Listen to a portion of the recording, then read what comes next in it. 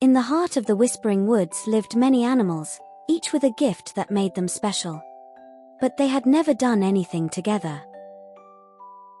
One morning, Luma the firefly zipped around with excitement. "I have an idea," she buzzed. "Let's hold a grand concert for the whole forest." The animals cheered.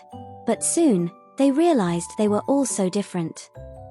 Bongo the bear could drum on tree trunks with his big paws. Mina the nightingale had the sweetest voice, soft like a lullaby. Roffy the rabbit could tap dance on leaves so fast that they rattled like tiny cymbals. Toto the tortoise said, "I may be slow, but I can play deep notes on my hollow shell." They practiced, but oh dear, what a mess it was. Bongo's booming paws drowned out Mina's song.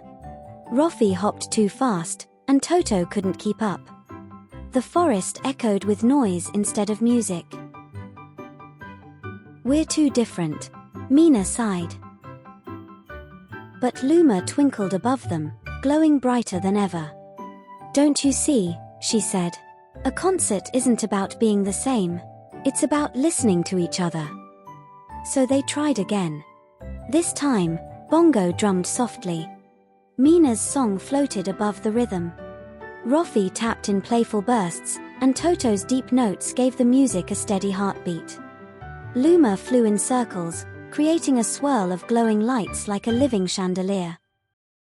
When the forest animals gathered that night, they gasped. The music was magical. The owls swayed, the deer tapped their hooves, and even the grumpy old fox wagged his tail. The Whispering Woods had never been so alive. And from that day on, once every full moon, the animals held their great forest concert. A reminder that harmony is born when differences work together.